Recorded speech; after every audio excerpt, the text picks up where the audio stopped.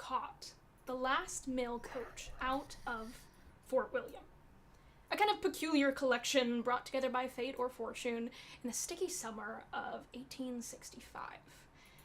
Your reasons for being here are your own. However, you've all managed to trek from all ends of the earth and found yourself traveling through what is known as the Vale, a kind of portion of the north of the UK that has become sick, haunted, some say. And you are all traveling up to Inverness to reach a city, a base camp, a pocket of the north that has remained untouched by this blight on the land. There's a gentle buzz of midges in the air, and night seems to arrive all too early, and it is terrible. Weather switching on a dime in the way that it does in the north of Scotland, as a harsh, cold night falls over the land. The summer rains lash against your carriage as it rolls on, a kind of bedraggled coachman working hard to control a horse that whinnies and whines out front. You feel lucky to be inside this carriage compartment, though it is cramped and jolting, lurching cabin, making it impossible to sleep. It is lined with kind of rich red velvet, and there are 5 of you that sit in this cabin. Freddie, why don't you describe to me your character? You sit on, we'll say, the east side of this cabin, on the far end next to the window. What does your character look like? Nabil is a small man with a very, very large kind of like pack just strapped to him. He has a very large hat that has the tag still on it. And he has like, you can see like all of his stuff is very like explorer like, but it's brand new, has not been touched by dirt. He's like takes a little handkerchief and tries to like take off all the mud that's been on his boots this entire time. And he's like he just has way too many like packs of stuff, and you can see like all of this equipment is just way too heavy for him. So he's like taking his stuff out, putting it next to him for extra room. He's like spreading his legs as like wide as possible to get enough room, you know? And he thinks this is completely normal. He's not doing anything wrong. Everybody else is uncomfortable, but he's extremely comfortable, as much as he can be. Perfect. So you sit there, you stretch yourself out, widen your legs, as you get cozy as possibly as you can in this cabin. Next to you is a kind of older man, a kind of pompous dude that coughs and wheezes as if his lungs were actually made of tar. He moves around and he kind of almost seems to spray crumbs as he goes, and it has been hours, and somehow the crumbs keep coming. And next to him, he kind of leans over to you, Arlo, and goes, "Do you mind if I smoke in here?" No. Go right ahead. Right, thanks, pal. As he begins to take out a pipe and stuff tobacco into it. Arlo, why don't you describe your character as you sit in the same row, but on the other end, the west end of the carriage? Happily.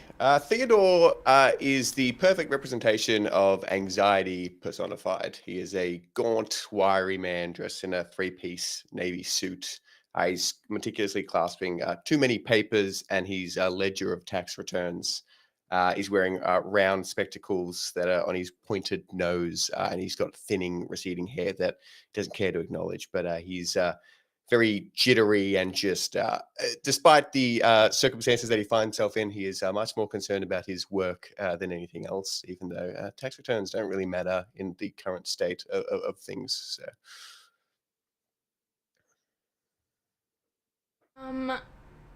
Great. You sit along his carriage. Everyone getting quite cramped. It's beginning to heat up despite the rain kind of swirling on the outside of this carriage. As Sir Shartle Pudgett, as he's known as, leans over to you, Madam Blanche Wozenberry, and goes, "So exactly where do you hail from, love?" As he pops the pipe into his mouth. The madam kind of looks shocked a little bit, as if she had been deep in thought until this man whose name is Shartle addresses her, and she kind of like stops her thoughtless sort of like almost absent-minded petting of the velvet sides of the carriage, and she kind of looks at him and goes, "Oh, the Caribbean." And her hand shoots from the side of the carriage over to this walking stick she has between her legs, just kind of absent-mindedly tapping it. She seems very put together in a sense, but a little bit unsure of herself. She has this white turtleneck covered by a sort of like tan overcoat to protect against the cold, and peeking out over the top of the neck of the turtleneck, you can see like a couple bits of red, almost as if there was some sort of irritation or sore that might be opening underneath the scratchiness of the fabric. But upon being addressed, she quickly like adjusts the collar a little bit and hides it again. She seems to have this sort of silver brooch on the collar that has a series of concentric rings on it, very similar to a Venn diagram with far more rings than there should be for a normal Venn diagram. And she kind of like flits her hand from one place to another and she goes, how about you, sir? I came from Glasgow. Gonna go see the bairn. Wee lass been working as a nurse up north, you know. Thought she could use a visit. As he kind of shimmies back, puffing smoke, perfect swirls and into the air, kind of filling the carriage in a kind of unpleasant smoke. And next to Madame Bloomsbury, we find Meadow. Why don't you describe your character? You see Miss Dandridge Sloopville Jones kind of bunched up in the corner of the carriage, clearly trying to keep all of her possessions untouched by anyone else. She has really curly pinned hair in a bunch of different places, so many pins in it that you can kind of see them sticking out in little glints of silver where the light kind of catches. And she is mostly staring out of the window. And I think when Chartle made the little comment about, you don't mind if I smoke in here, I think she under her breath went, yes, sure. Don't ask anyone else. Just ask the men. And she has not been looking very pleased next to him. Everything she's wearing is kind of faded, almost as if like hand-me-down or vintage, and lacy. Lots of lace, lots of jewelry that you can't quite tell if it is fake or if it is real. Yes, you stare out the window and you see the rolling mountains of the Cairngorms, this massive mountain range through kind of the center part of Scotland, kind of separating the north from the south. Sir Chartle Pudgett puffs a couple more things of smoke and he kind of leans over to you, Meadow, Miss Dandridge Sloopville Jones, and goes, why are you headed up north, hunting these ghosts? He says as he pops it back in his mouth.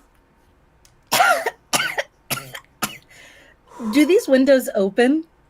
They do not. This is like, this is 18th century kind of carriage. Unfortunately, there is no crank, so you'd have to open the full door. So it is getting smoky in here, kind of fogging up the glass inside as he blows it at you. I say, hard to hold a conversation when it's so full in here. Have you considered maybe taking a brief respite from your rather exuberant vice, sir? Didn't mean to offend, milady. As he takes a small kind of grease-stained handkerchief and snuffs out the smoke, popping it back into his pocket and kind of raises his hands. And he goes, well, you know, we ought to stick together. They say these hells are haunted. Can't be making enemies up here. You haven't heard? Can Nabil take out his like very discreet but not discreet notebook and start writing down everything this guy says, like haunted? Absolutely. Yeah, you start making notes about haunted. You even do like a quick like character sketch being like 5'6" wide figure, starting taking all of these notes. And he goes, aye, nothing but old wives' tales, but they say that ghosts haunt these hells. That weird creatures crawl out in the night, and it looks to me as he kind of leans out the the side, kind of looking into the hills. She was like, it's getting quite dark out there. Of course I don't believe such a thing. Yeah, Nabil is going to take out of his pack a very two long metal rods, like what is this called, like dowsing rods, and just like check the cart for any ghosts. In real life, these things don't work, but Nabil is very, like, he's really into this. This has to work, so. Yeah, you whip out this dowsing rod and start swinging it around the carriage, jolting in peculiar ways. When all of a sudden, your dowsing rod almost moves on its own and snaps to the front of the carriage. And you try and turn it, and for the first time, this thing moves forward, and Sir Charles kind of turns and goes, "What's that about?" Okay. With one hand, I have the dowsing rods trying to hold it, and the other hand, I'm trying to write. And then he just like takes the notebook and shoves it in the Meadow's hands, like, write this down. At 10:32, we have a reading of 60 degrees, 70 degrees. And it seems to be of, I look him up and down, smoky origin. Meadow, how does your character react to having this shoved into her hands? I think there is a moment of how dare you, and then she immediately gets to writing, and when she hands it back, it just says, "Write it yourself, you twat." Can I look over at the hand? Is the handwriting just like the most pretty cursive, like Yes. nicest insult ever? Pristine, yes. You whipped out your own calligraphy set to write it in. You didn't dare hold the other pen. It is immaculate, yes.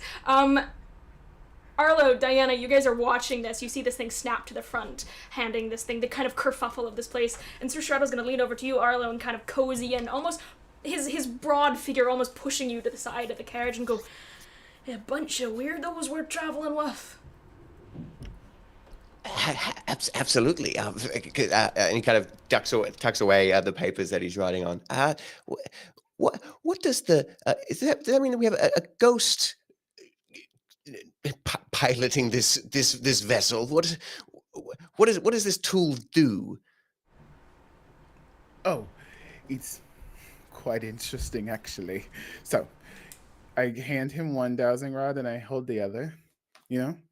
It gives you a degree of where paranormal activity is happening. See? And I like turn my hand, and does the tip of the rod stay in the same direction? It, even as you pass it, the tip of the rod still remains to the front of the carriage. Remarkable. Oh, I'm sure this, it's- gosh, he's like giddy with excitement.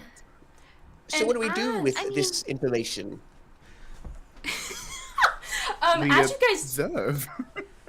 you observe, and as you pass this dowsing rod behind, each trying to kind of almost taking turns trying to move it from its original position, suddenly there is an almighty crack convulsing the wooden frame of the carriage, and for a moment, Dr. Nabil, you are met with the gleaming eyes out in the darkness. You manage to spot them just for a glimpse before the scream of the coachman as the entire compartment takes an abrupt 90-degree flip. Suitcases and tobacco go flying in front of you as impact arrives. Wooden shutters splinter inward, followed by a violent spray of mud, of stones as the carriage slides hard and wet along a road. The coach scrapes to a halt on stone like nails on a chalkboard, ringing in your ears, and inside the cabin, it slides and stops, and for a moment, there is stillness. Though the icy rain hammers on, one of the horses picks up in a horrid, panicked braying. And then there's another noise. A sort of screeching squeak. And it is getting louder. You guys are all trapped beneath this carriage that is flipped on its side, and I'm going to need you each to pick a number between 1 and 4. 3. Oh God, 3 for Meadow. that was so quick. I'm gonna do 2 with slightly less confidence than Meadow had. 4. 3's my favorite number. 2, 4. Okay.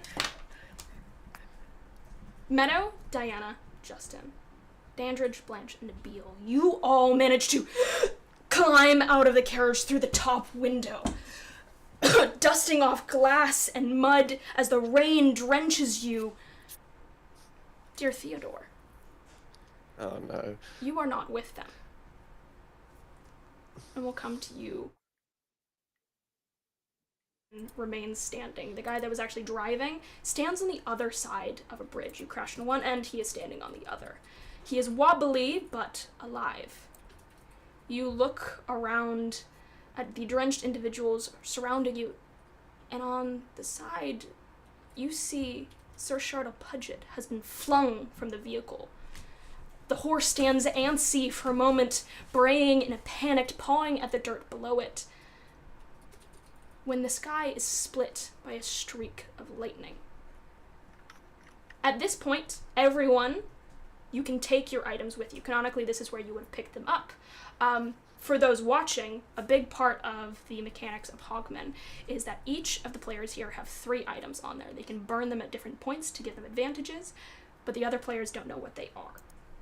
With that in mind, you grab these things. The sky is split by a streak of lightning, and the coachman, fiddling with a flintlock, screams, "Hogmen!"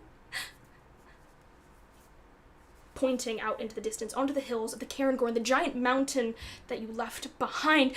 "The Hogmen are abroad!" He stares with wide eyes into the darkness. And 3 things happen simultaneously. First, the surviving horse thrashes, frightened by the lightning. The tattered remains of its harness moving wildly around his neck as it plants an iron shoe in the center of Sir Shardle's skull with grisly consequence. You each hear the crack as his skull caves inward, followed by the wet spraying of matter across the ground. The horse charges off into the night, leaving nothing but a trail of blood behind it. The second is that the hills beyond are briefly illuminated by another streak. And you all see them now. Theodore, you trapped beneath the carriage, unable to free your right leg, the rest of you standing abroad. Hundreds. Specks now, but in the distance, but a distant shriek as the air becomes a cacophony of snorting. Hunched creatures tear across the mountainside, creatures coming your way and fast. A cast lantern of oil that had previously been fixed to the side of the carriage leaks across the bridge in the water below, creating this kind of blackened rainbow. The standing coachman looks to you, Diana, Madame Blanche Woodsbury, and with a terrified look of recognition, he points his flintlock to the water below and fires it, setting the bridge ablaze, creating a very temporary barrier between you and whatever the hell is coming after you. He screams, "Save yourself!" as he begins to reload his pistol, staring down the horde coming after him.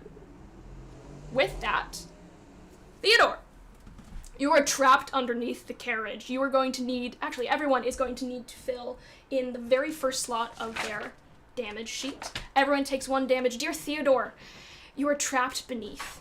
Your foot, your right ankle, is trapped underneath the wheel of the carriage, caught between a rock and a hard place.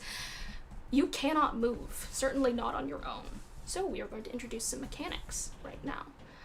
We have a thing called a group action, which basically, if somebody would like to lead everyone to either lift the carriage, can spend 1 gut to do so. Basically, to do anything as a group, you need to spend 1 gut, 1 person, you can choose to do that. If none of you decide to help Theodore, he will have to get out on his own. You guys see all of this, you see the horde coming. What do? I think Madame Blanche immediately takes action. She shoots 1 last desperate glance across the river through the wall of fire at the departing carriage driver, and just immediately, runs over, throwing her coat on the ground and kneeling on it, and brushing this long cascade of hair out of the way, and then just trying her best to lift it as she can on her own. But given that she canonically has no points in brawn, she's going to shout to the others and go, "Come on, help! Anyone?" I don't suppose you have a carriage jack in those billion packs of yours, Doctor. Theodore, this hurts. Yeah, I was going to say it'd probably be absolutely excruciating at the moment. Unfortunately, Theodore's not that brawny as well, and I don't think I'd be much help in leveraging it, but I'm absolutely going to do my best to lift up whatever I can to just alleviate some of the crushing feeling that is... I can feel in my leg and probably scream out to... Doctor, please don't leave me. Please. Okay. Okay. The doc is very rattled by the carriage being thrown over. He's like looking for his glasses in the mud. He finally gets his like glasses on, and he sees that the carriage is on him.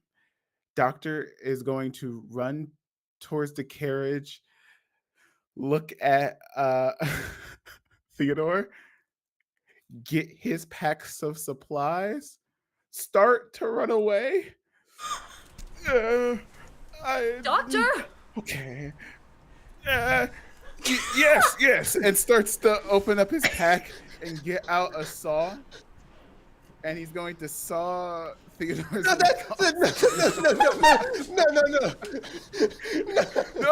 All right, you begin to saw dear Theodore's leg off. Diana, you were attempting to actually lift him up and out.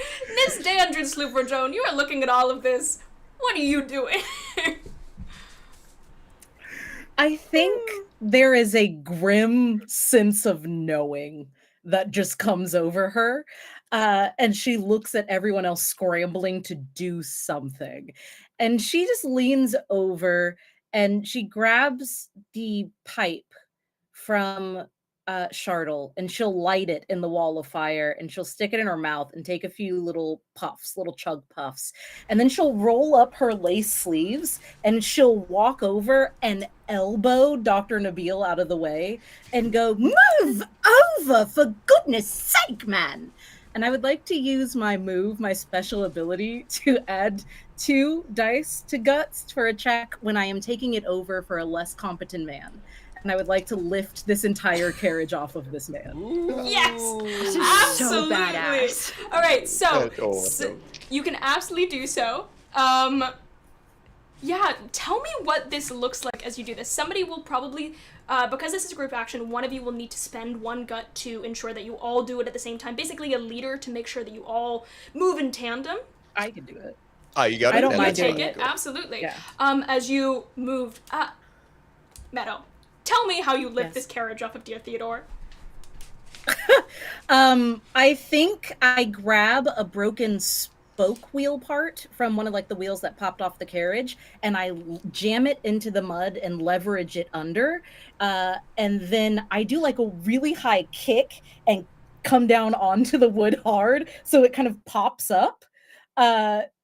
Enough for us to like slide him out, because it's a group action. So I think our lovely madam and our doctor can pull him if I can just get it up long enough. So I do that. Absolutely. This happens exactly as you describe. As mud goes spraying, manage to leverage this thing off just for enough for Theodore to scramble out before the carriage's weight slams back into the mud. You manage to get 3. And as we do this, as you guys begin what I imagine is moving out of here, I'm going to introduce one more mechanic to the audience. Night of the Hogmen runs on a clock-based system. There are 8 faces on the clock, and as the clock fills up, you get closer to completing your goal. There is one, the Hog proximity clock, and the other, the preparedness clock. For you guys, for context, if the Hog clock fills up, that means the horde is upon you. It is your proximity to the horde. If it fills up and you have not filled up the preparedness clock, you will die. If you get to the end of your journey and you have not filled up the preparedness clock, you will die. If you get trapped in these places and you don't prepare, you don't grab items as you go along, you will die. Because you took time to save dear Theodore, the Hog clock will move forward 1. However, that was very kind of you. Thank you. So I'm going to fill that in now. For How's context. It's a his harsh leg game. looking, Doc? Yeah, Doc, how's my leg looking? Arlo, you do take another piece Saw's of just at the ready. damage. But it is Awesome. not 2 or 3, which it probably would have been if they had left you. The doc is going to get out his pack and start like palming through this medical journal. You could and he looks over at the Snapped in Theodore, like an already, unworldly way. The "Oh." ankle protrudes. Okay, it looks like sepsis, and you get the impression that the doc has never seen bone or blood before, and he's like, yes, this is complicated. Yeah, we'll patch that up, and I can burn for my luggage, right? You can. I will say you are actively running from a horde. So let's. Okay. We can absolutely. You can find refuge in a moment. You can heal and you can do all that stuff. You guys are actively running from here now. Right, because I have will say- medical equipment, right? So Yes, I can you use do. that later. Okay. Yes, you may. Dear Theodore, with only 5 things of damage total in teeth, you have filled 2. You hobble along. Does anyone help Theodore start moving from here? I will Madam- kind of like quickly shove my walking stick underneath one of his arms and just go, we have to move. And he is, even with his twisted leg, he's scraping up some of his papers into his hands, of course, and leverages himself up onto your walking stick and then uses that guiding to hobble along as quickly as he can. All right. You grab your items, you begin moving out of here, and no sooner than you do, you begin heading along this large path. No sooner you're off the bridge, you see that this road kind of descends into a shallow gorge cut through by a river. There's no alternative path but the one in front of you. But you see a church steeple glinting in the moonlight, a kind of cobbly stone fortress with a great golden bell hanging from it, all the way at the end of the road. Perhaps you can reach it. Perhaps you can barricade it, do something to defend against the horde that is approaching. And as a crack of lightning breaks across the sky, I'll say, Dear Dr. Nabil, you catch a glance behind you. The rest are too focused on moving forward. You look behind and you see the faces of not hundreds, but thousands of pig creatures lining the riverfront, and one large, shadowy juggernaut with a pompous belly and tusks that almost pierce its own lip as it lets out a bellow that almost shakes the ground. You begin running. You have the open road in front of you. And as you begin moving down, the rain still falling, the sounds of the pigmen slowly dissipating in the distance as they try to figure out how to get past that barrier, giving you just a hint of time. You guys begin running. What do you do? I'm taking out my notebook and describing what was it, 10:30? At 11:15, ugly pig men almost took us out. I fought bravely for my comrades. It was tough, but we made it through, thanks to my bravery and leadership. And I closed the book. As you write this ever so accurate account, can I establish a walking order? Who's in front? Who's behind? Who's in the middle? I'm probably Where are in people? front. I think Dandred, I'd leading the probably way. I'd be next to Madame Blanche, just kind of, because I think, Diana, you're helping me walk along, kind of, so. I'll just be right after. Brilliant. You all begin trudging down this way. Rain pouring, terror in your heart. As you arrive at your kind of first location, as you trek down the road, you see a derelict, kind of ivy-choked water mill. The rain pours and it causes this eerie creak on its east side, churning ever so slightly. It kind of runs on its rusted hinges, that kind of ringing sound out into the evening, with a giant yellow X painted on the door. Not exactly an encouraging sign, but something sharp and shiny and metallic catches the moonlight, shining through a hole in the top floor through the window. Theodore, this catches your eye. I'll say, Blanche, this also catches your eye. There's something in there. As you still hear the kind of snorting of the hogs behind you. You know that you need food, you need weapons. Maybe this is something. What do you do? Do I have any knowledge of what a yellow X might mean, specifically? Roll me a, first roll of the game, guys. Roll me a wit roll. Oh boy! First roll of the game, and it's something I have no points in, which means I roll 2 dice and take the worst of the 2, so we'll see. It is gonna be 3, which ain't good in this game. So, you have, for context of people playing, 6 is a success, 4 to 5 is kind of a success with consequence, anything below half, failure. You have no clue what a yellow X means. I mean, you know the context of X, probably not good, but also yellow, not an intimidating color. So this place looks relatively empty. It hasn't been occupied in a while, so that is what you know. Would it be a complete cop-out to ask if I could do a wit as well?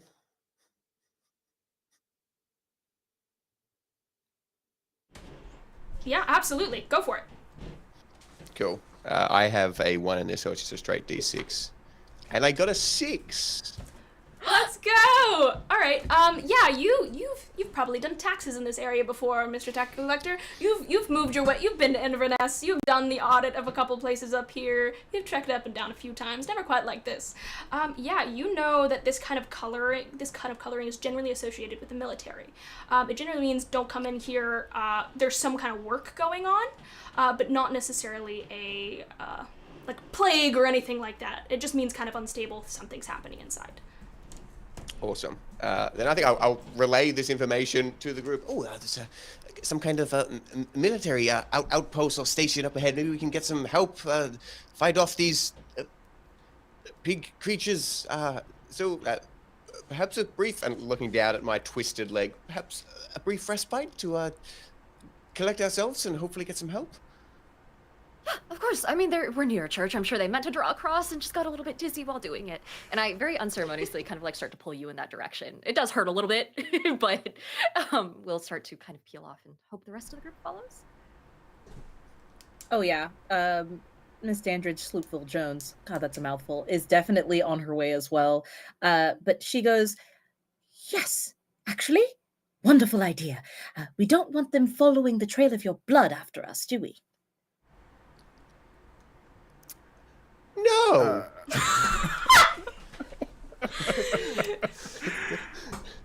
I'm sorry. Took me out. Yeah, absolutely. You don't want the trail of blood. Do you do, Dandridge, do you do anything to cover this trail behind you? I think that once I see Madame Blanche and Mr. Theodore kind of peel off, I, like, switch into like back gunner mode.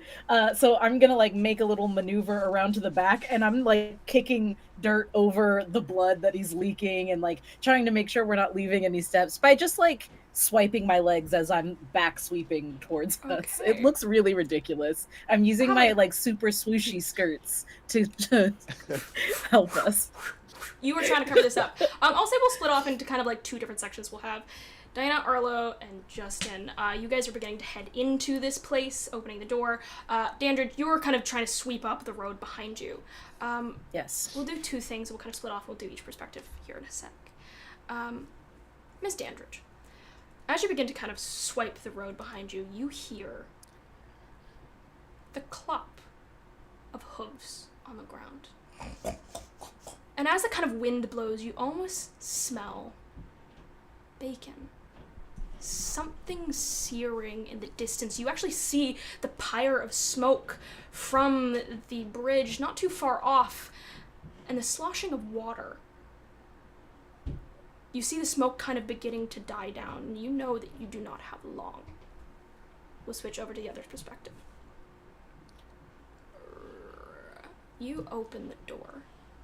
And the first thing you notice, I'll say Blanche, Theodore, you go first, is the stickiness.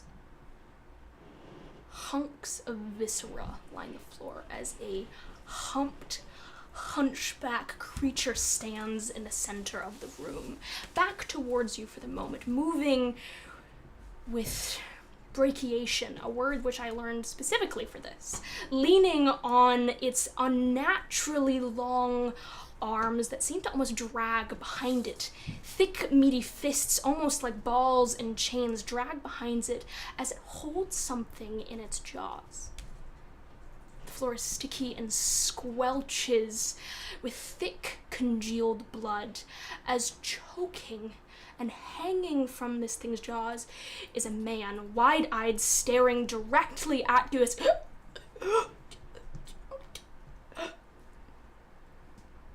the pig creature wrestles with the body and the man. As it makes one last attempt to spring free, the Hogman flings it from either side like a rag doll until its teeth finally tear a chunk of tendon free, causing this horrifying ricochet and snapping noise as the gasping noises of the man that saw you are finally silenced. His vocal cords stripped from his body slamming to the floor with a thunk.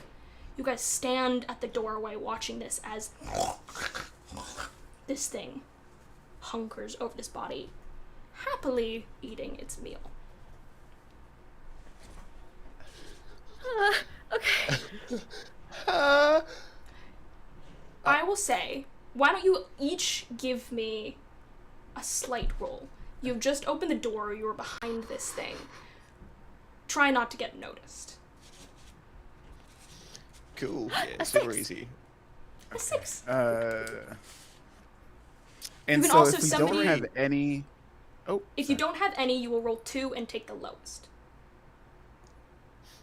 I got a 4 then. 4. And I got a 3. Got it. We'll say this. You guys enter into the room, the door gently creaking in the wind behind you. Nabil and Blanche, you notice this pig thing first and foremost. You stop in your tracks and you know to keep quiet. Dear Theodore, you are spending too much time looking at your foot. You don't notice the thing in front of you. And maybe you let out a wince or a shout or something as you place your foot down or creak up the floorboards. As this thing drops the body, you make this noise, and it snaps its head around, almost owl-like. You can hear the crack of its spine as it lets out a horrifying wail.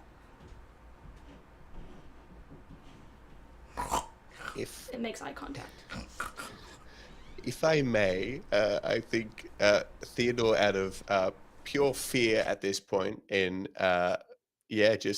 not really, having all of his attention on his leg, and now this looks even more troublesome. And noticing how hurt he is, he's gonna shakingly reach into his pocket, and I'd like to burn one of the items from my luggage, if that's okay. Okay. I have a tiny pistol primed with a single shot, and I would like to kill the Hogman because I don't think I can risk taking any damage right now. I'd like to get rid of the problem. Yes, you absolutely can. Okay. Yes, you can burn that. I will say, because you are in short range, because this thing is coming at you, it's actually snapped, I will need a brawn well. I'll say that you can do it with advantage because you can absolutely use that pistol. You can burn it, you use that shot. I will also say you can push a roll or you can resist a roll. You can spend 2 guts to give yourself an extra dice if you want to. You let me know what you would like to do. How do you fire off this shot? Can I spend the 2 guts after I roll my 2 dice, or do I have to declare it beforehand? I believe you have to declare it before. Okay, I'll do that. I'll spend 2 guts. I'll roll 3 times because I cannot afford a failure. Okay. I'm just gonna go through all of them. Okay. I didn't need to do any of that. I rolled 2 5s and a 6, but I will take the 6. And I'll put the 2 guts down as well. How do you kill this thing? as it snaps towards you. Its jaw unhinged and hanging lower, unhinged almost like a snake, as it... How do you kill it? I think you all watch as Theodore for the first time drops all of the papers and his ledger that he's clutching, and just pure fear sets in, and he's just looking for absolutely anything on him to help with this. He doesn't even remember what he's grabbed, and then he pulls out his tiny flintlock pistol, and then just shakenly as much as he can until he can just takes one deep breath and then one steady shot, and hopefully watches as the Hogman just drops down in front of him. And I think if that happens, almost instinctively when it happens, through the pain, through the fear, through the shock, he's probably going to just throw up very quickly, just as the reality, and then realize he's done that all over his papers and go down and start trying to clean them while wincing through the pain. You fire off this shot and blow a hole through the center of this thing's fucking skull. You don't know what's human, what's pig. This thing is on the floor with a bam. You have absolutely murked this motherfucker. You throw up, as you say. Madame Blanche Neville, you watch as poor nervous Theodore kills this thing. It drops to the floor.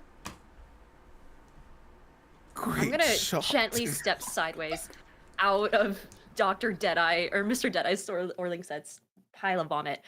And immediately kind of like, after shooting a glance over and making sure he's okay to some degree, definitely out of character, but still, I'm going to snap into action and start like casting my eyes around the room to see if there's anything that we can use before we get the hell out of here, because I imagine the noise probably wasn't great. And if I can, I'd like to spend 2 guts to ask our lovely GM, Hannah, if there is anything that we can use, and if I could potentially find it quickly. And thanks to the 2 guts, you do have to answer honestly. All right, yes. I'll say, because you spend the 2 guts, you don't have to roll, you don't have to do anything. You immediately spot a series of items. You walk up to the dead man on the floor, the thing that this thing was eating, and immediately recognize the regalia that he has on. He has a kind of black cap, tartan trousers, and a kind of pin that says the Royal Regiment of Scotland. This is a military man. You find his pack, and you find a rifle that has a little scope on it. And as you kind of rifle through the pack, you see 2 small bottles of kind of brownish liquid. If you pop the cork, you'd probably singe your nostrils. You can very clearly see that this is scotch or whiskey of some kind, and the strong stuff. You burn those 2 guts, you find these things immediately. You like a hawk, you find this. I'm going to pop the cork off of one of those bottles and sniff it and just go, oh, goodness. Here, and without looking, I kind of throw my arm back towards Theodore, and like, maybe this will help with the pain, I don't know. And I hand the other one to the doctor, as well as the rifle. So I imagine a rifle's a little bit harder to use with one arm, one leg. I'm a pacifist, so I don't 100% now. Dr. Nabil, do you accept the rifle? He's never fired a gun before in his life. And he like looks down the barrel at it to see if it's like loaded or not. Would you like to do a roll to check and see whether or not this is loaded? Honestly, we're all gonna die anyway. Hell yeah, absolutely. Okay. I will say, roll me a wit. Roll me a wit to see if you can figure out how to check this thing's barrel without wit. fire. Yeah. So you're gonna roll 3 dice. Wit and a doctorate, and this is what you're doing with it. Listen. Okay. Hey, I got a 4, 5, and a 6, so a 6, correct? A 6. Perfect. Yeah, you absolutely crock this open. You see that there are 2 shots remaining in this rifle. And we're gonna switch over to Meadow. As you manage to not fire this thing off, and you realize that the safety had been turned off, and you manage to find it and turn it back on, so you don't do any false fire. Meadow, you see the shadowy figures of the horde curling over the hill. You do not have time. You better start running, and you know it. You can actually smell and hear the shrieking as they trample the ground. You see them coming. I want to go please, if I may, into what I guess would effectively be ninja mode. But I as the disinherited daughter, I would like to flavor this as going into her childhood upbringing of children should not be seen or heard, and be very sneaky, running back up to that door with the X to tell everybody we need to get fucking going. I'm not even gonna make you roll for that. That was too good a description. Yes, you managed to. You are one with the motherfucking shadows as you. I imagine like Bond style or Pink Panther music goes as you kind of. Yes. It's just bagpipes instead. It's just the bagpipes. Somebody make that, send that to me. I want it. You cartwheel, you do all of this stuff. You are somersaulting like you are in a child gymnastic class. You are pulling out every goddamn move. You lean up against the door and you peek your head in. You see Theodore with a gun in hand, Diana with a pack in front of a dead man and a dead pig, and Dr. Nabil with a rifle. Go. All right. Really quickly, just to give an update, we're going to die if we don't run now. Oh, okay. Oh, okay. Okay.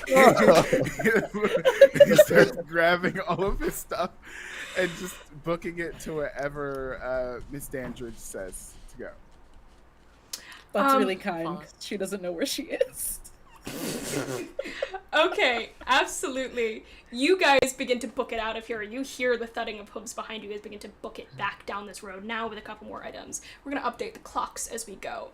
You took the time to go into this place, so we are going to add 2 on that clock for just taking the time to fight this thing and also entering into the space. So you are halfway through the hog clock. Preparedness, though, you do get 3. Because you have the bottles of alcohol, you have the rifle, you have the scope. You've made good strides. This was a good thing to stop at.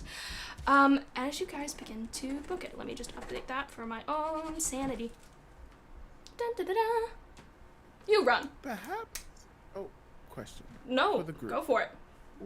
What if perhaps we fortified the building? Would that be intelligent? Which The duration of the entire night? Just we're walking, talking. We're doing a Sorkin. So, You're walking, you're talking. You've got like little weights in hand, like the ladies in Central Park. yes. Well, Do you know how to do wouldn't that, it be Doctor? better to fortify the big thing at the top of the hill? True, but I'm just suggesting, like Nabil is getting very tired with all of his bags that he's carrying. So he's like, perhaps, maybe, we take a rest. You hear the snorting and the yowling. Never mind. He keeps going. I think Miss Dandridge Slewful Jones will take some of that for you to help you carry it and lighten your load a little bit. Okay. Now the doc is going to start to give you one bag, and he's like, wait, and he gives you another one, and okay. Giving you. And you're sure you wish to hold on to the rifle? Yes, yes, and you can just see like the bag kind of like moving, like something is like happening inside the bag. Yes, this is very important equipment. As you guys are running, you pass these bags along, leaving the monsters behind you as best you can. Your feet carrying you as rain beating down, soaking through your clothes, tiny flickering oil lamp that you managed to grab on your way, dancing all too close with the wind, playing almost a tug-of-war with being snuffed out. Fun fact, there is no trees in Scotland during this period because all of the forests were burned by the English and replaced with sheep farms. Fun little fact. And as you run through this place, What? Not fun. As you run through looking for sanctuary, all you find are glowing eyes of sheep, of lambs that kind of scatter as you run through. When you hear the sound of feet running from the side of the mountain beside you, and you spot not 1, not 2, 3 hogmen, clearly charging you. They throw their head back in a wild, snarling excitement as they barrel towards you at inhuman speed. You are in the small pocket, another horde behind you, 3 coming at the side. What do? If you do nothing, they will attack you. Oh, shit. Time for leadership. And I would like to... I'm sorry? Says the man holding the gun. Yes, holding my very important bag, and with the rifle, I'm going to try and shoot at these. At least I have 2 shots, so let's shoot at these hogmen. Great. I'm gonna need a brawn roll from you. While we do that, we'll do brawn. just in the order, going clockwise around here. We'll go Justin, Arlo, Meadow, Diana in regards to initiative, and I'll have all of the hogmen kind of move midway through. So Justin, roll me a brawn roll to see if you fire this off as they come barreling down the mountain. Their kind of thick arms waving wildly, almost like flails or maces or something like that, as they kind of patches of weird flesh almost stitched together in unusual ways. Oh, Justin. God. Can I use something from my luggage to help with this shot? Yes, what would you like to use? Dr. Nabil is struggling trying to hold this rifle, straight. It's like way too low. And at the very last minute before he shoots, a little cat pokes his head out of the bag and lifts the rifle just enough to hopefully shoot Dogman right in the head. Will that help? So The cat is a spotter?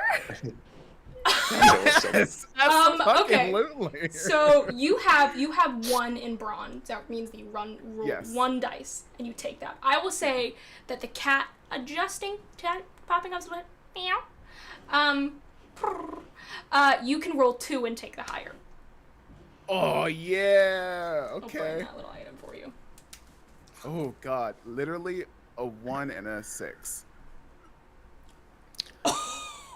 Yeah, you are like way off. You guys actually see he's like pointing towards like a poor baby lamb in the forest. He's like totally off as these things. And then this little it kind of like the head kind of goes up. It's not quite there, and then the ears poke, and it just enough to kind of put it right, and you fire this thing off, firing into the leftmost pigman's shoulder as it lets out a wail and it stumbles backwards into the mud, kind of slowing it down as the other 2 come barreling towards you. You have managed to fire this thing off. It's not dead, but you've definitely hurt it. Arlo, what would you like to do as these things come barreling towards you? I think Theodore, noticing the reality of the situation, if it would be okay, I kind of want to hold an action in a sense where if any of them get close enough, I can tell I'm the biggest liability at the moment. So I'm just going to take the brunt of whatever one gets to us first if it comes down to that. So kind of act as a human shield, of a very crippled human shield of sorts, just in case nothing else works from the rest of the crew. All right, I will say this. Pick a person. You can act as their human shield, but you must decide now. Madame Blanche. Madame Blanche has helped me the most, Got and it. was the first to jump in. So Human shield. It's the most benevolent tax collector I've ever met. So I think I'm going to burn an item from my luggage here. And what I think I'd like to do, what I see in my head happening, if it works, and then if it doesn't, I get terribly disformed, is I take out this piece of my luggage after watching the doctor successfully use what he brought to the table here. And I'm like, brilliant. Oh, this is thrilling. And she's going to get down on her knees and start rummaging through her like massive purse and pulling out things that look very scientific, like beakers and things like that. And it takes less than a few seconds because one of it is just a huge tankard of clear liquid. And she's going to like fling it widely in front of them and take the corncob pipe that she's already been smoking from taking it from Chartle, and she's going to light her undistilled moonshine on fire from her scientific equipment, her mysterious scientific equipment. You're making a Molotov cocktail, dude? Absolutely, Yeah. yes. That's so good. Yes, okay, fabulous. All right, so this thing comes barreling towards you. We'll say it's the centermost Hogmen. The other one's gonna go for Dear Blanche here in a sec. It takes a swipe at you, tearing into your shoulder. You will take 1 damage, right? It slices, it tears a couple tendons. It sprays, hitting not an artery, but close to it. So you are gonna fill in 1 damage. Tell me how you bake this motherfucker. How do you toast him and roast him like an oven? Wonderful. I think that I am putting these materials together until the very last second. Like, he runs up onto me, swipes me, and even as I'm going down to the ground, I'm stuffing the last bit of cloth in, and I want to just kick it to shatter it. And I want him to just go up in flames and start doing like a little bacon spin of panic and pain around the area. He looks like you know those like meat gyros and things like that you get in shops where it's just like the thing and then it like Meat rotates. Yes, exactly. The meat tornado. It turns into a meat tornado, a firing inferno of meat tornado, and it smells good, guys. It smells What really more could a good. girl ask for? What more could a girl want? Yeah, it managed to tear you, but before you even notice, it lets out this horrifying wail, being burned alive, and starts running off into the woods, alighting this place for the first time. This is the evening. As it sprints off, not knowing what to do, trying to find a way to put himself out. It doesn't know stop, drop, and roll. We're not going to help him. Blanche, what would you like to do? There is one last pig that is running towards you. It is not happy and is coming directly at you. You said there were sheep in the area. Are they close enough for me to like be able to sprint over and use one of them as a sheepish human shield? I mean, you already have your human shield here in a second, but if you would like... I will say there are sheep. They are a little ways off. You'd have to run towards the pigman, beat its speed, and grab a sheep and pull it back, which might be a bit difficult. There is kind of like thickets. There is brambles around here if you wanted to actually like logs or things like that you could try to move or get into if you wanted to. If you want to roll me just like a wit roll or something along those lines, see if there's any natural springs or natural items around here that you might be able to use. Yeah, I think, if anything, her only goal right now is to not allow Theodore to use himself as a human shield, because she hasn't taken that much damage yet, so she's going to break away from him, knowing that he can't catch up, and try and use the environment instead. So if it's a wits roll, I only have... Actually, it would be at disadvantage. And there's something I can use where I can use my guts to give myself advantage or something, right? Yes, so if you wanted to do what we call pushing a roll, you could burn 2 guts, and you could add an extra dice to increase the effect, or just add it to your thing. So if you wanted, you could burn 2, you could burn 4 to whatever you would need, but it means that you would roll the dice and you would take the answer rather than taking a disadvantage. I'll just take the straight roll instead of the disadvantage, because why not? Smoke them while So you got 'em. burn 2 guts, and then you'll be able to take the straight roll. Please, dice. Damn it, 3. No. Okay, so what was the number again? Sorry, one sec. Solid 3. Solid 3. Got it. All right, so you managed to move out of the way of dear Theodore. Theodore, are you able to stand? Is this surprising to you as you fall over? Yeah, you. I guess if I've got Madame Blanche's cane, I guess I just kind of lean on, like, if I've kind of using that to hold myself up. Otherwise, I probably hobble a bit and kind of just. I wouldn't be very mobile without Madame Blanche next to me.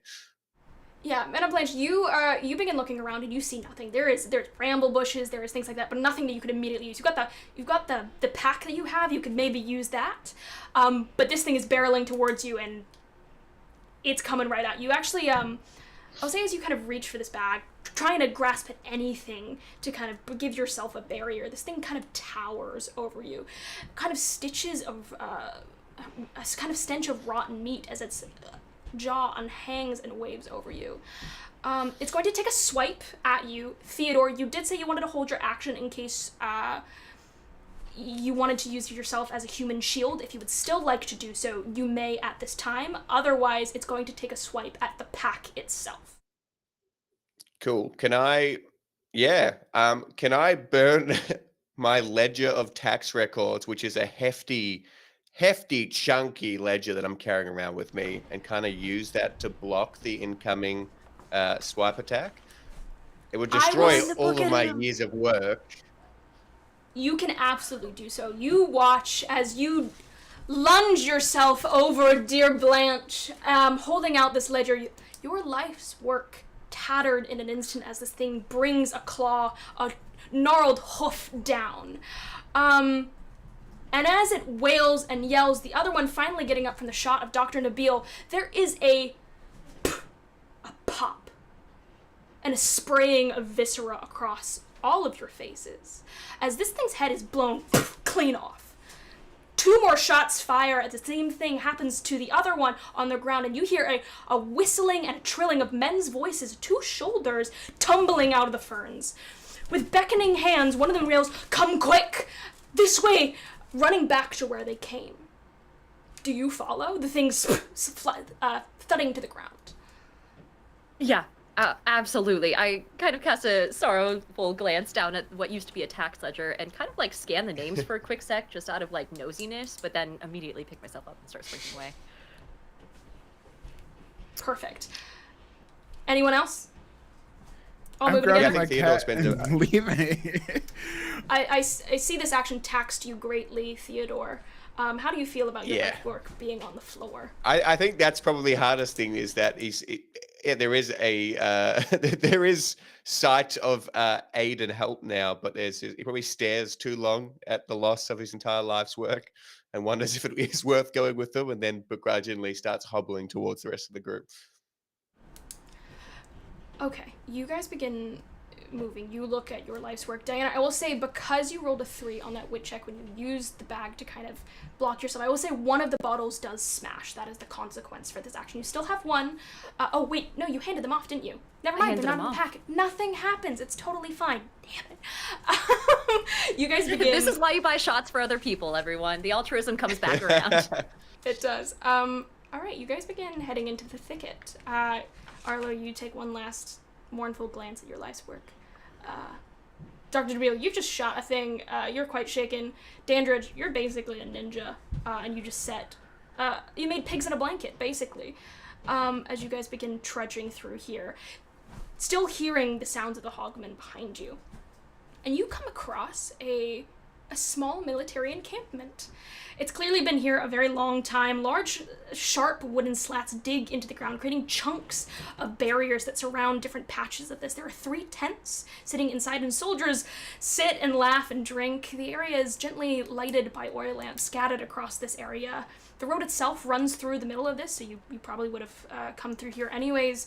And the first and the taller of the 2 men beckons you into the central tent. You guys move through, seeing all of these things around you. Inside is a small desk and a few cots. There's a couple of candles dripping wax, and a woman sits nursing a soldier with a horrifying gash across his face, almost his nose split in 2 different places as she moves a wet cloth, soaking it. He winces and wimples, his skin almost showing layers of fat underneath as he moans as his eyes almost like roll in the back of his head, but he says nothing. The kind of taller of the 2 gentlemen sits down on the central desk and goes, "Aye, poor lad. The Hogmen, get the better of him yesterday.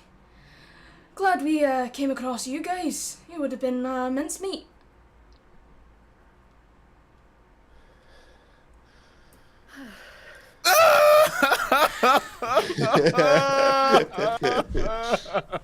I'm just like Right. traumatized with like guts all over me. How's my cat? Is my cat okay? Is Malaria okay? Malaria has hopped out of your bag and onto the ground. It is now nestling Theodore's kind of mangled foot, giving it a gentle lick. I'm sorry. I take Malaria and just put her back on my shoulder. Sorry. Sorry. She snuggles in.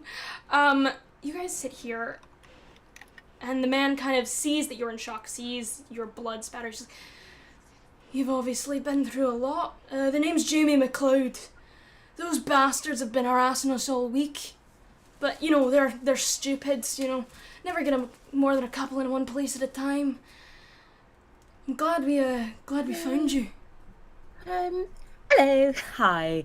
I'm Miss Dandridge Sloopfield Jones. So very nice to meet your acquaintance. I love being rescued, as a regular rule. However, you're incredibly wrong and possibly stupid as an adage. Could I inform you about the horde of thousands of hogmen that are on the way? I mean, you said never more than a few, but it's truly an inexplicable wave sea of bacon and pork and rot behind us, just as a general update. As you say that, Jamie kind of leans forward. And we're actually gonna, like a big camera, like a flying drone, we're actually gonna move out of this place, moving through the side of the tent, past the laughing soldiers, and we are going to turn the image to hundreds of thousands of hogmen, just at the place that you were just fighting. They kind of sniff around the hogs that you laid dead, tending to the one that you burnt. They are upon you, and at that point, we are going to take a gentle break. Don't go anywhere!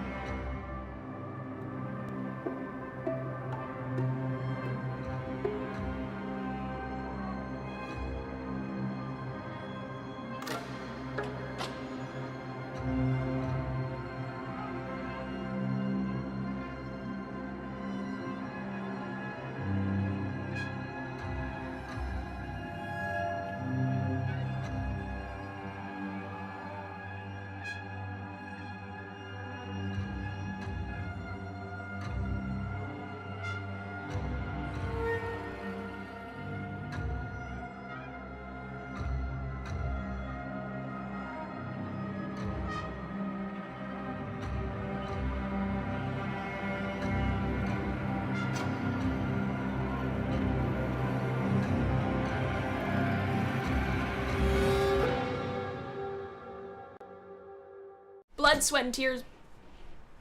Did I just cut you in? Oh, that's fun. Just kidding.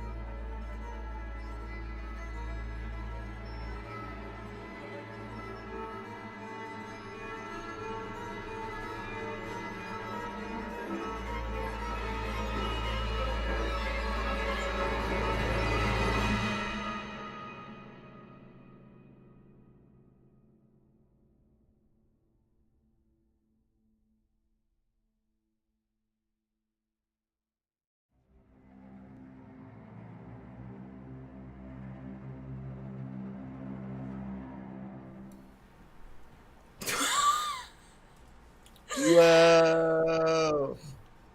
Looks great. We're gonna jump right back into the conversation with Dandridge. You are sitting there. You are telling dear Jamie McLeod that the Hogmen are upon you. Why don't we pick up right back there? I I don't know if he responds, but she's going to be ranting and raving mad. At this point, if you think 3 is all we're dealing with out there, do you have weapons? I mean, this is a military encampment, love. Oh, we lost Meadow there for a sec. Would you just repeat what you said?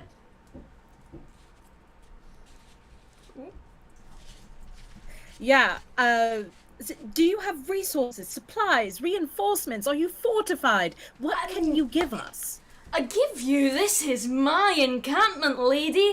I am fucking general round here. I don't know who you think you're speaking to. Don't be daft. I don't have any more of this nonsense. If you go out there tonight, you're gonna die. You'll sleep here, and you'll sleep off this nightmare, whatever foolishness you've picked up in the Vale. I'm not gonna hear any more of this. You're obviously pissed. Fergus, don't let them leave. As Jamie stands up and moves out of this place. Fergus, a kind of very nervous man, stands at the door. He has a rifle, kind of bayonet in hand. He shakes, he wears a kilt and the same kind of reddish coat, clearly the junior of the two, and he gives a nervous salute, not quite making it, trying not to make eye contact. As this man, Jamie, stares you down, Meadow, and walks out. Fergus now standing in front of the door and goes, you can't leave! I turn to Madame Blanche and I raise an eyebrow, and you see me very gently put my hands up and then down to my hip. And my hip is facing you, so you can see that my hand is now like very demurely. And there are multiple. So I'm giving you a chance here to make this a peaceful exit, but they can't hold me. I'm going to just like kind of shoot a glance up towards Fergus, and I go, how old is this guy? He's probably 20, like fresh out of uni or just fresh out of high school or whatever. This is probably one of his first times holding a gun, even. And he kind of goes, you can't go. Listen, Fergus, I feel as though you know as well as we do that things might not end well here. They might end well. I mean, you look confident enough with that rifle. Strikes me that you'd be the type of person who knows how to use it and who knows how to keep yourself safe. But for us, and I kind of gesture around, especially towards Mr. Theodore, whose leg is beyond fucked up at this point, and I am just like, if you could, how far is it to Inverness? I mean, it's a decent while. Probably like, I don't know, an hour in the carriage. Okay, and on foot? A long time. I wouldn't go in the dark. Is your leg okay? He kind of looks at it and kind of... as you guys begin hearing the squealing of hogs, not too far off. There's a kind of rumble of the men outside as they kind of, what's that? What's that over there? Must be the wind. Doc is going to be searching through his bag and trying to find something that could help the solution until his cat kind of like takes his tail and like tickles his nose a little bit. That's you! And he's going to shoot the person accidentally. So you're gonna fire this thing off? You're gonna shoot Fergus? Yeah. But it's an accident. Okay. Doctor is making a mistake. Justin is making him make a mistake. Okay, I'm trying to think of what it would be to roll for non-purposed action. We'll do this. I'll have you roll a brawn roll. A brawn roll. Okay. So you do 1 and you take the lower. I'll say if you fail, then you do exactly that. So if you get 3 and below, you do exactly what you like to. If you succeed, you won't. I think that's fair. Okay. Meow. My first roll was a 6, and my second roll was a 2. Okay. So technically that would the higher of the two. So I will say that this fires off. You probably couldn't accidentally, this thing fires, having used one of the shots here. That is your final shot as well. It shoots through the ceiling and Fergus goes, fuck! Jesus Christ! You gotta keep the safety on that thing. It's dangerous.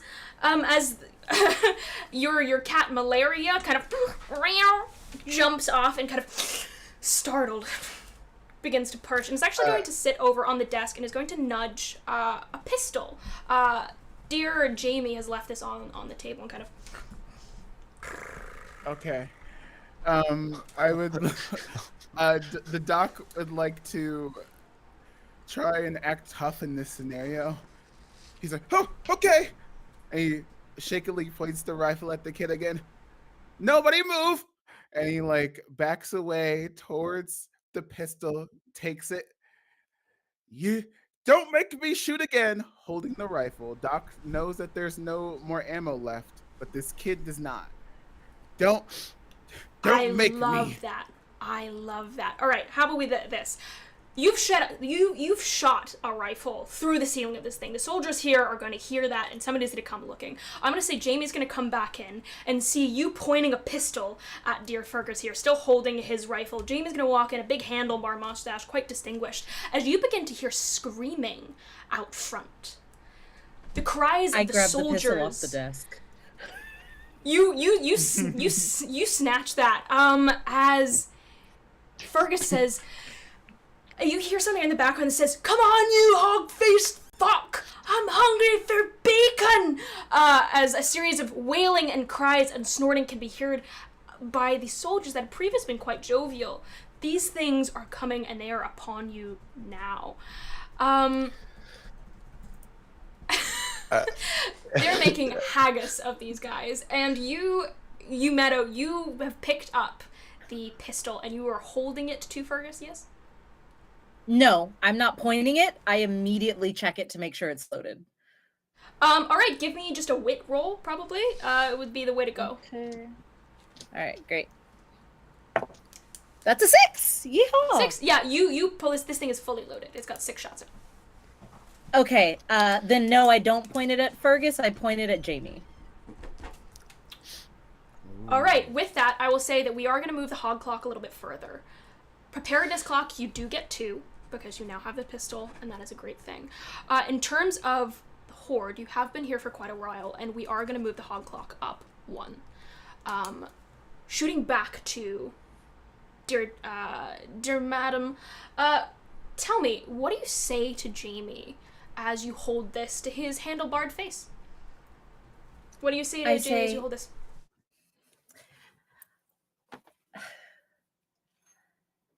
You cannot keep us here. If you wish to die like a coward and an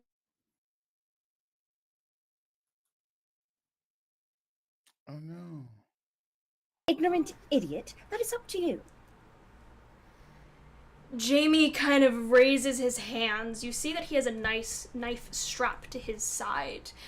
Raising his hands up further, he goes, "I don't know what crazies I picked up on the road, but I will not stand for this in my own camp, and I will..." As a hoof shoots through his stomach, sending his entrails onto the floor. He looks down in a shocked look before he snaps back to you, Dandridge, as his spine snaps, pulled back with a sharp motion. In cheerful glory as they begin to chomp on Jamie outside. You can hear the wet mouth noises of these things as they begin to feed. Fergus screams. Okay, Fergus is not having any of this as you guys see dear Jamie murked in front of you. And as this happens, another 2 hogmen come and they jump on Fergus's legs. He falls to the ground, rifle still in hand, shocked, and begins kicking. Please help me! Please don't leave me! Please don't leave me! Please just take me! Get off me! As these things begin to chomp down on his heel. You have the pistol. What do? There's a kind of back slit of the tent that you guys could run through. but these hogs are here, and you better start running. Do you help Fergus, first and foremost? I do not, because I am grabbing onto malaria for the doctor so we can get out the back slit area. You grab malaria, you grab it in like the kind of way that it gets like really long and it goes. But you grab it successfully. It makes it's shocked too. It's not liking these pigs, so it lets you pick it up with quite ease. What other people would like to do? Can I rip the rifle out of his hands? Yes, you can.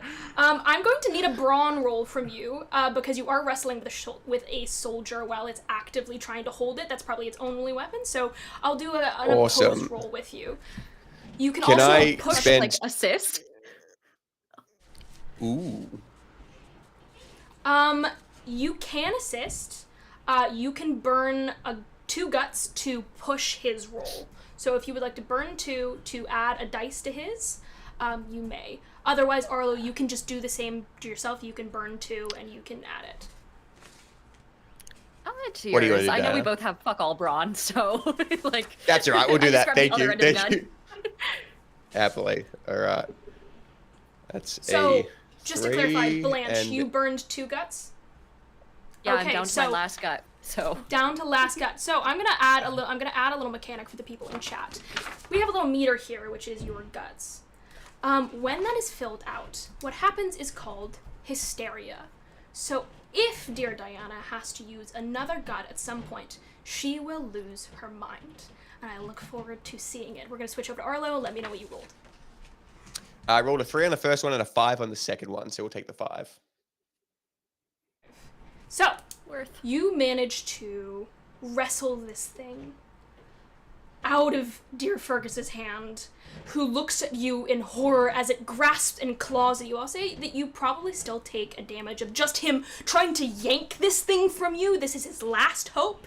As more Hogmen kind of almost pile through in the kind of Studio Ghibli way where they're just kind of climbing on top of just a wave of these things as they chomp down and almost consume Fergus. And as you kind of pull the rifle, all you do is pull a hand with it. Fergus is gone. But you do have the rifle in hand and you better start running. Does anyone take anything else from this room?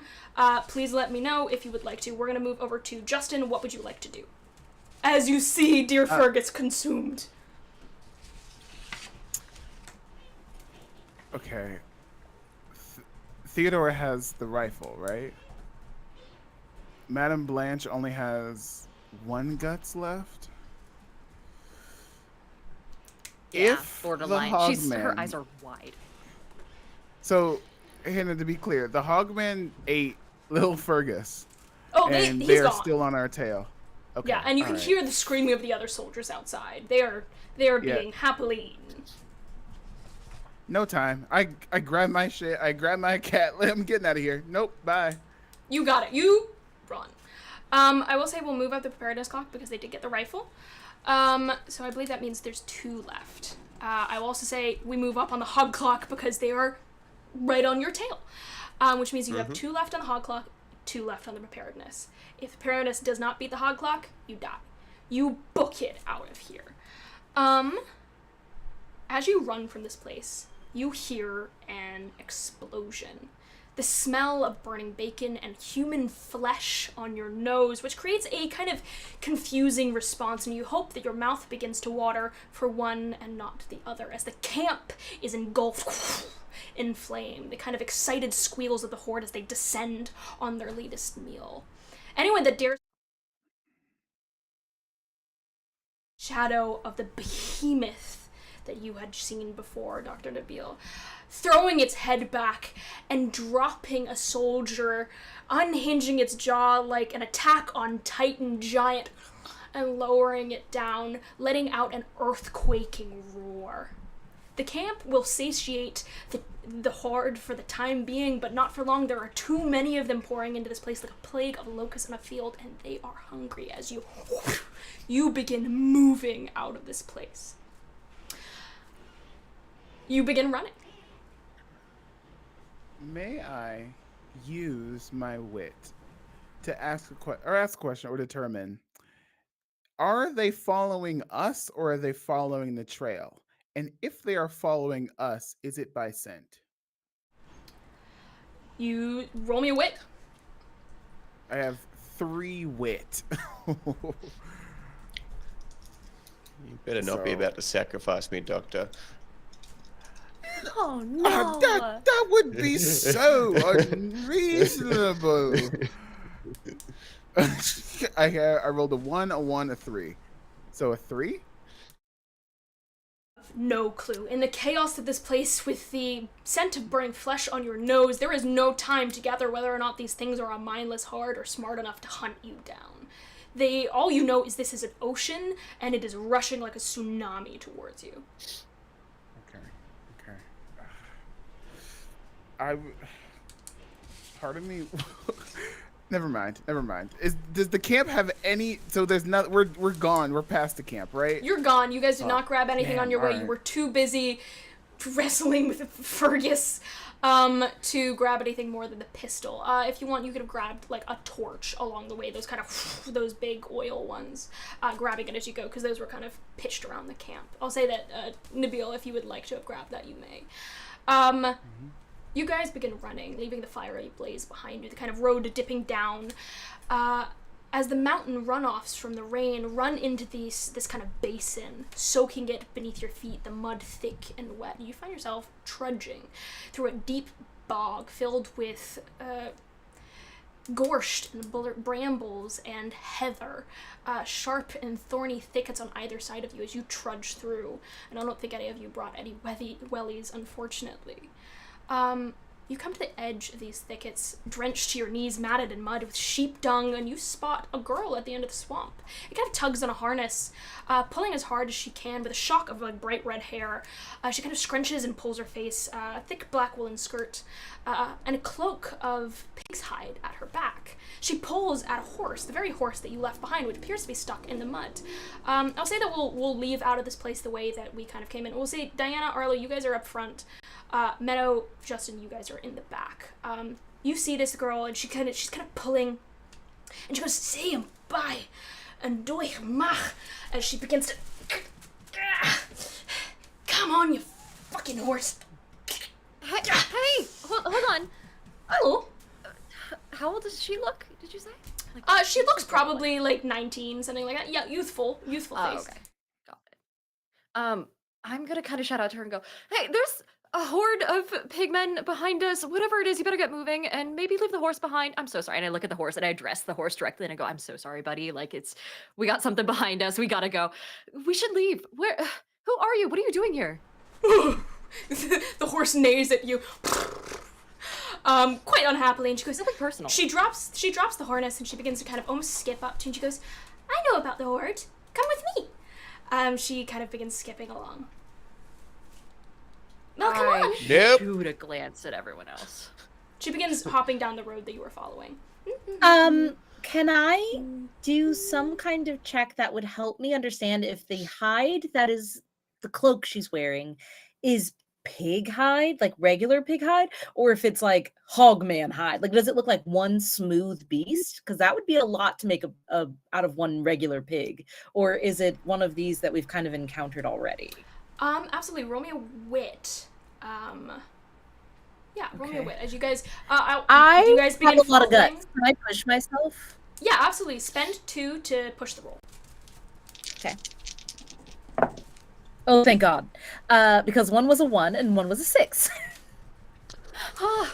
Very nice. Yeah, you can clearly see that this is one smooth piece of skin. I look at everybody and I see how tired that our most injured is, and I see how tired our weakest is, and once again my eyes land on Madame Blanche, and I'm like, honestly, I wipe some like blood and viscera off my face. It would be nice to know what it is we are dealing with. I think we should trust her. I share Miss Sloopville Jones's look and then shoot the exact same glance towards the horse and then look back at her and I just look at the ground and I go, There's not much to lose, and she seems to know what she's doing. It's better than nothing, more so than Fergie. Lead the way. The horse neighs and kind of brays in the background, being stuck in the mud quite unhappily. And you guys begin to follow this wee girl who's skipping along the lane. Wait. How... Is there any way I can use wit to get this horse out? You tell me. Okay. How does Dr. knowing the Nabil way- smart this horse into getting out of this thing, or what would you like to do? You tell me and we can make it happen. I'm thinking everything good about the doc is coming from his cat.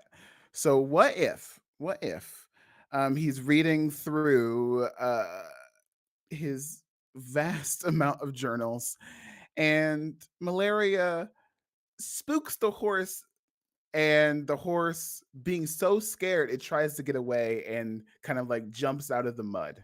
You know, it gives a little more oomph. Okay, roll me a wit. I'll say that you can place malaria. We'll say that you have some familiarity with horse anatomy, and if you put malaria in the right place on its flank, you might be able to sink dear malaria's claws into the back of it and propel it forward in the same way that you would like a switch at the back of the horse. But roll me a wit to figure out where that place might be. Okay, that's Every TTRPG group has to adopt some animal of some variety, and the pigs are out. So just so you know. No pigs. Okay, so that's a 1, a 2, and a 5. Okay. I'll say that you get up close to the horse and you trudge through the mud as everyone begins kind of skipping away. And you take malaria, place it in the back. Malaria, in unfamiliar fucking territory, sinks her claws into the base of it, letting out a yowl. But I will say this thing kicks back and kicks you in the shin, so you will take 1 damage as your consequence to that. Maybe hitting you in the gut, you're gonna have like a big old bruise across the belly, but this horse neighs and kind of manages to get itself out of this kind of muddy bog and onto the actual flank, the bank. Malaria, now God. caked in mud on the floor, unhappy, doing that kind of like weird crouch thing that cats do. Asking to be picked back the fuck up. All right, I pick up malaria. I get on the fucking horse, and that breathes a sigh of release. And then he looks at Mr. Theodore with 1 bad leg. Let me on the horse, please, Doctor. Please. As you guys begin to hear the snorting and the snarling of the pigs behind you, now trekking through the mud themselves, a little bit like hogs in a watering hole, they seem to slink in here quite happily. Oh God! Good, for God's sake, get on the horse! And I hold him Pull up myself on the up horse. on the horse. I will say, I'll move the hog clock back 1, just because now your dear Theodore is not hurt by the leg. So we can move that back 1 for your successful getting out of the horse. I will also move the preparedness clock up 1 because you have the horse now. You guys been moving through this place as Shelly begins to down the lane. You see light before you see anything else. There is a kind of tiny village, little crofting village, with a few stones and lichen-covered houses. One could hardly call a town square at its center, but it is lit up in splendor as you see this girl, this braid, kind of swinging quite happily, the pig's hide at her back. Enter into this place. Oil lamps hang from ropes, and there is a great bonfire that has been lit at its center. Despite the rain, this raging inferno dances wildly as men and women circle and dance and sing. All seem joyful here, but as you get closer, the clippity-clop of the horse now against the cobblestone, you notice the horns. The men and women are draped in pig's hide with antlers woven into their hair and laden on their heads. Many carry masks of animal flesh as they dance around wildly, trilling in the air as embers dance towards the night. And Shelley moves towards you and says, "Well, come on! Join the dance! We're waiting for the horde. You've Why? come to join us. Are you waiting? No! You've not The come to horde join the do what, dance? darling? I- What happens at the end of the dance? Is it a jig? Is it a... what happens? The little girl turns to you, Theodore, and goes up on the horse and Dr. DeBille. She goes, well, there's no way out. Freedom. Death is the only way. Welcome, the horde. As she smiles wild, just a little too wide. And she goes, come on, we'll get you suited up. They should be here soon. I kicked this girl in the face. Yeah!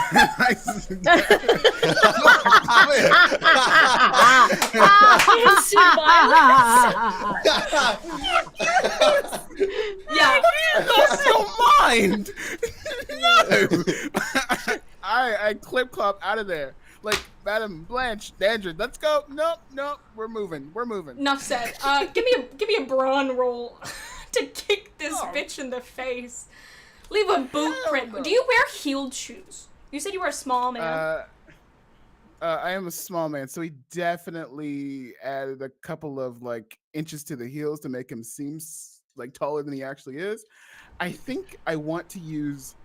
I don't want to risk anything about this. I kind of want to burn a special ability. Can I burn one guts to trip a foe?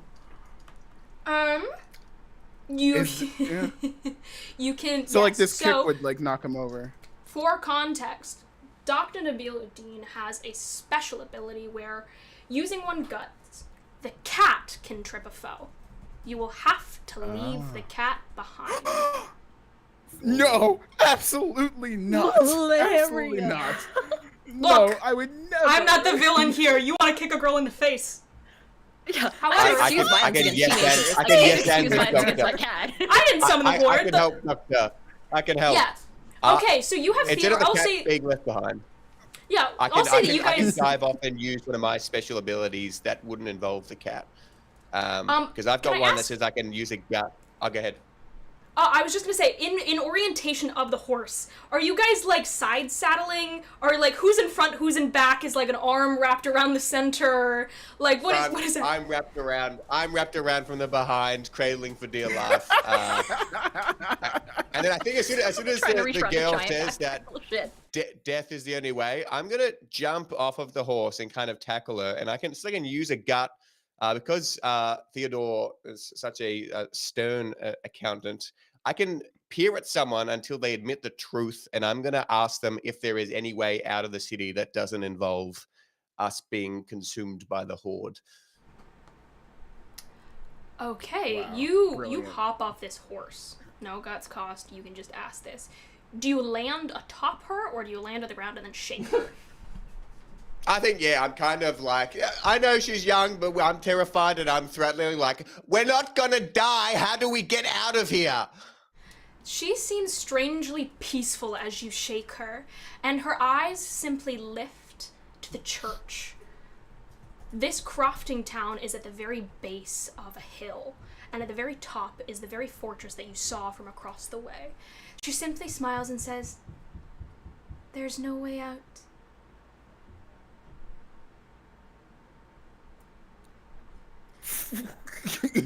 For you, madam. Oh, move over! And once again, she's going to attempt to like intervene by like elbowing this. Oh no, you only have one good leg. That's so mean. I think she's just gonna like forcefully push her way over in front of you to lean down this close to that little girl's face and go, "It is terribly, terribly stupid to be in a death cult before you've reached 13. And I want to rip off the robe that she's got on, the cloak that she's got on, and I want to take it from her. We're not staying here, so I want to take it to maybe be able to get a little tricky with how we mislead the Hogmen going forward.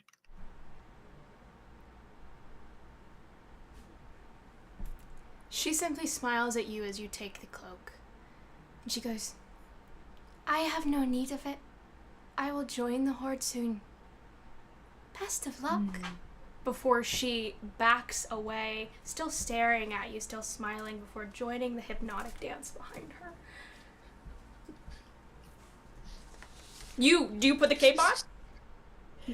I think I do, yeah. Yeah, you look stylish as hell.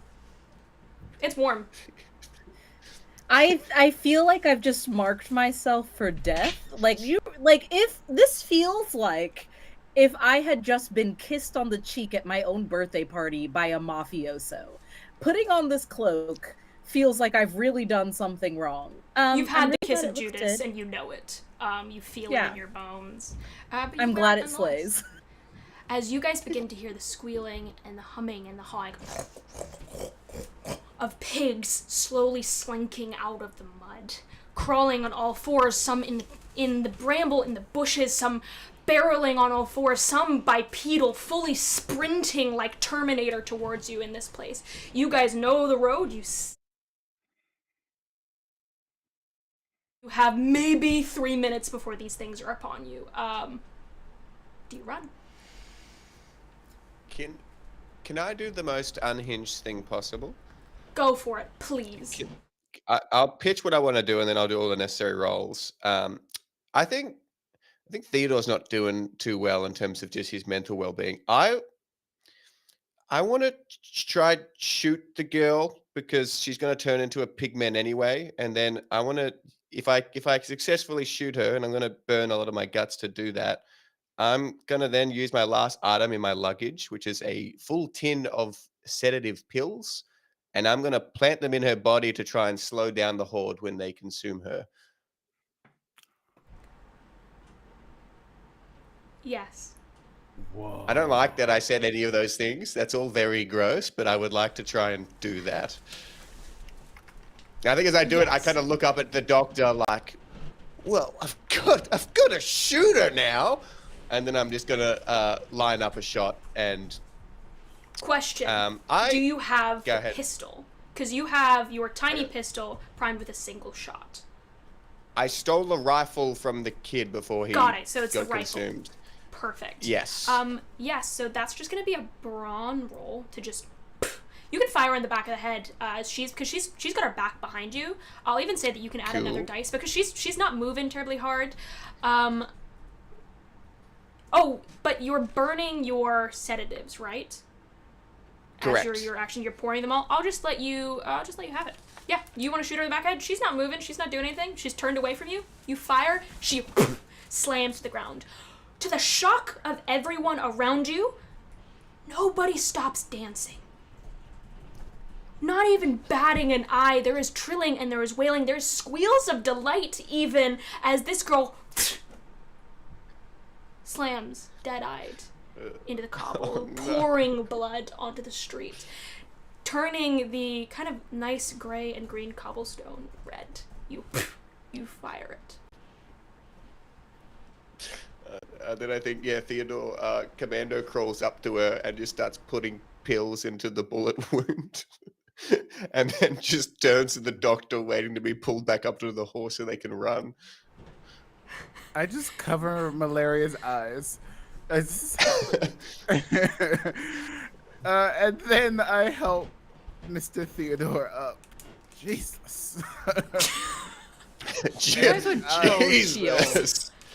Just like the fucking round-eyed stare of Madame Blanche's eyes kind of burning into the back of your skulls as she remembers helping you get this gun, and she is notably an idealistic pacifist, and in this moment she feels absolutely no difference between the savagery of the Hogmen behind you all and what she's seeing in front of her.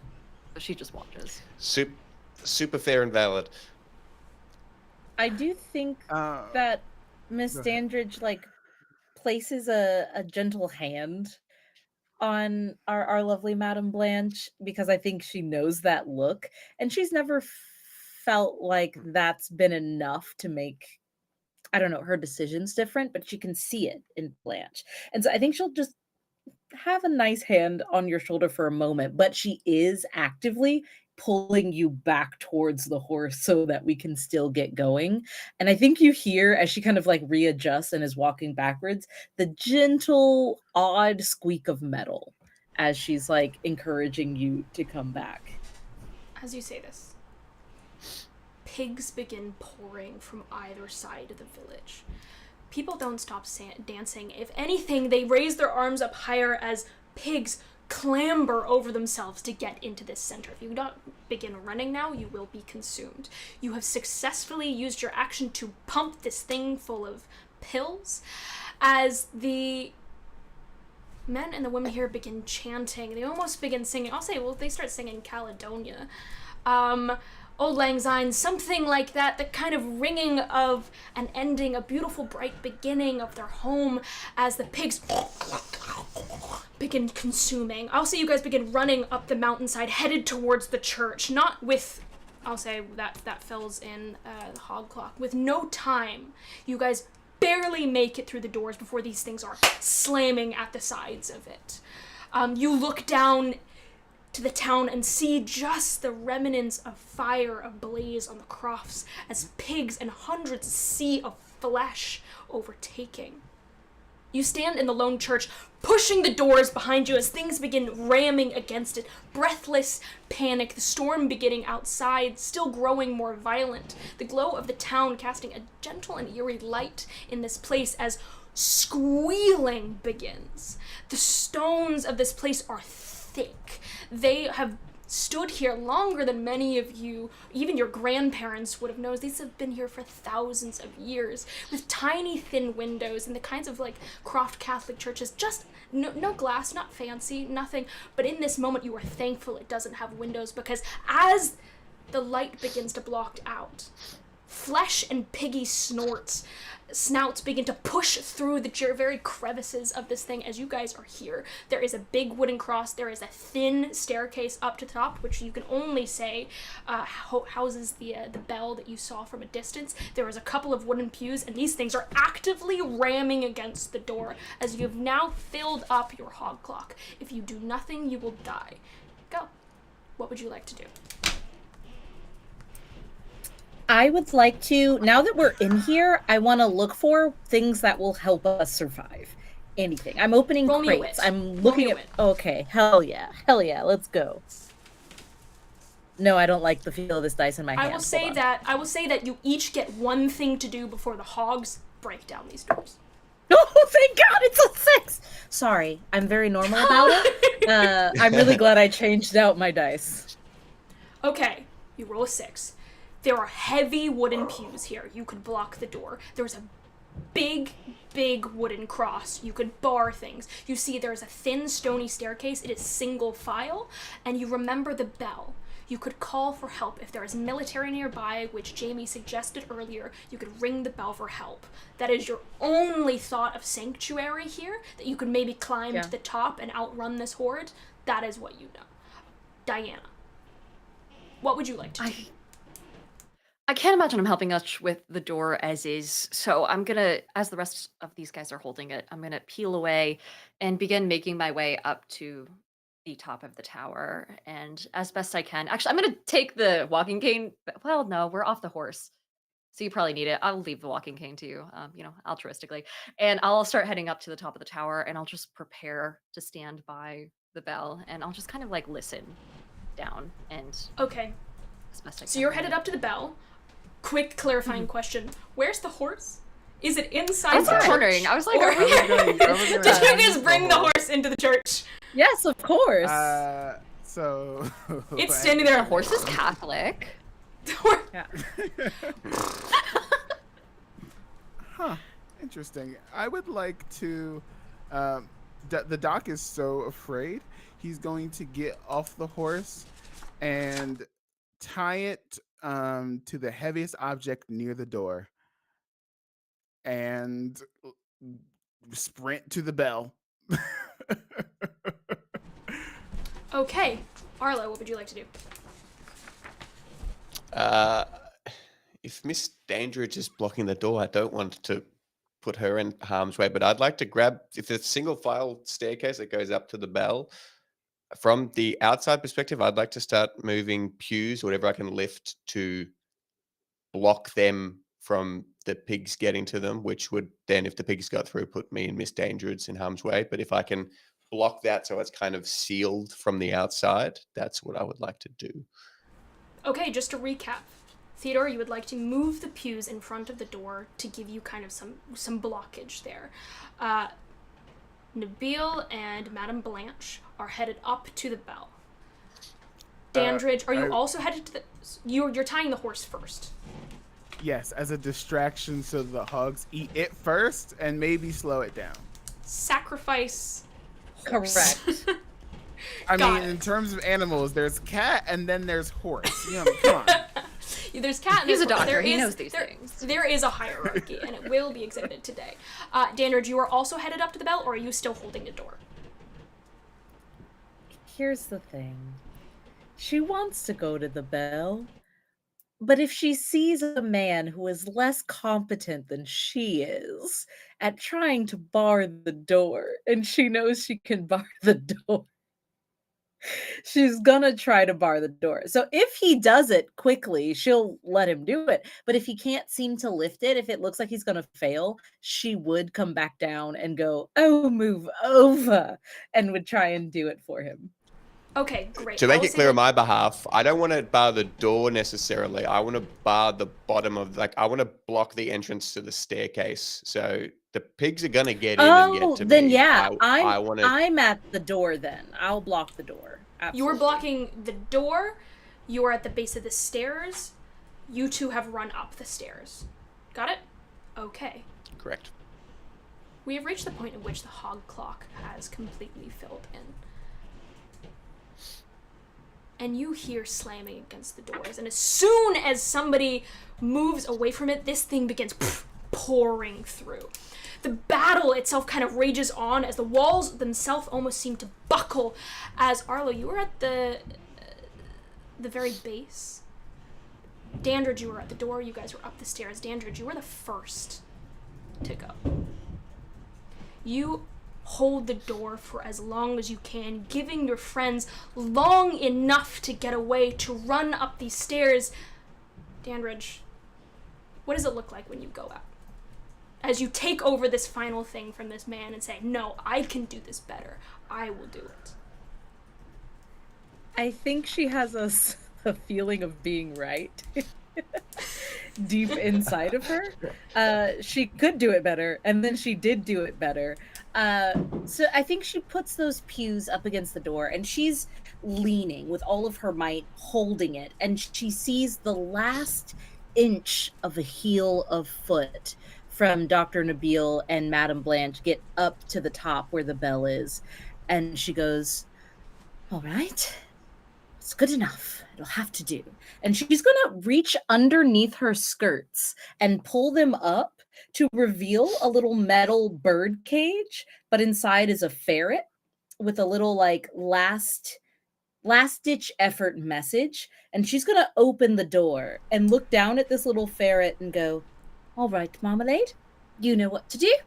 Off with you." And you'll see the ferret take off with a little message, like a carrier pigeon, kind of like a harness strapped with a little scroll to go reach the nearest military encampment, to let them know what we're actually dealing with, so they don't think they're only in pairs of three. Whether or not the bell is gonna get their attention, hopefully this little Marmalade ferret will.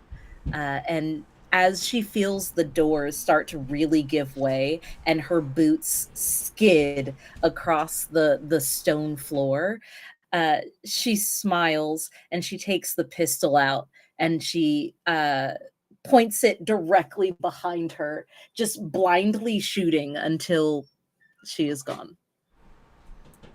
A beautiful way to go. You fire this thing off as a juggernaut. This huge hulking pig that you had seen in the distance pours through this place as you are consumed. Theodore, you are at the base of this place. You have blocked it as best you can. You have gave your friends as long as you could. You moved this pew. You knew that you weren't the strongest, but you were the smartest. As you notice, so many of these pigs are moving just a little slower than maybe they would have liked. Even the juggernaut kind of begins swinging wildly, stumbling off its feet. Your sleeping pills worked. And while there is too many of them to have completely consumed, you know that you made a difference in this moment. Theodore, how do you go out as these things pour into this place? I think this is the most obscene series of events that Theodore's ever gone through. He's a very quiet and reserved person, and I think as he's probably his peak of sanity is starting to wane, he'll kind of just like slide down against one of the pews that he's used to block the staircase, and start chuckling a little bit to himself as he points his rifle. I suppose the taxman's finally come to collect, and he's just going to shoot as many as he can with however many bullets are left in the rifle until they just tear him apart. You fire this off. Your final audit, your final piece of work, shouted into the darkness, and you know that will carry on here as Nabil and Blanche are running up this place, and you are consumed, dear Theodore. Blanche, Nabil, this is a single file staircase. Who's in front? I think I'm in front, and I'm gonna like kind of scramble towards. Do I hear them actively like dying behind me and the shots being fired, or is this not quite at the same time? You hear the screams, though there is dignity still within it. You hear your friends let out their wails, but there is strength behind them. You know that they are gone, but they didn't give up. I'm gonna scramble as best I can and just like as helplessly almost as possible throw myself against the bell, its rope, its lever, whatever controls it, and just making kind of eye contact with the doctor as I do so, and searching for any last scrap of humanity, I suppose, in what is otherwise just a sea of horror, and ringing the bell as best I can. We're gonna swap back, because this is single file in the Beal. You were trapped on the staircase. Blanche is ahead of you. Your dear cat at your feet. Nabil, you are here in the staircase. You hear them piling in behind you, one over the other. You see them coming towards you. There is no way out. As you see Blanche, hand on the rope, beginning to pull, you are consumed, but you do get that last sight, that last glimmer of hope. How does Dr. Nabil go out? Nabil, as he's looking up at Diana's character, he finally gets a sense of bravery about him, right? He's like, time to buck up. And he rips his shirt open, and you just see underneath his coat is a, like very brand new chainmail. Bright and glittery. Have at thee! As the Hogmen try to like bite on his chainmail, he realizes that he ordered a size too small, and it's more of a chainmail crop top. And so the first Hogman takes out his shoulder, and then he doesn't realize that the other Hogman can still eat his stomach and legs. Wait, no!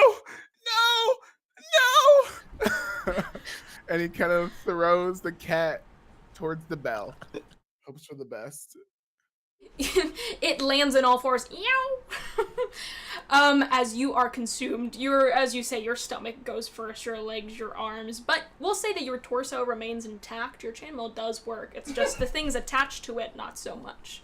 As Dr. Nabil finally gets that last bit of bravery, Madame Blanche, you see Dr. Nabil consumed, the cat thrown towards you in a last-ditch effort to save dear Malaria. You are ringing the bell, the rope in hand, as you stare down the horde as it begins to pile into this room. What do? Is there any way I can reach forward, kind of like crawling forward as best I can to the doctor's, I guess, items? And is there any way I could grab the rifle if it still has a shot in it left? Yeah, you definitely can. I'll say that in an attempt to find dear Malaria, he was just tossing items.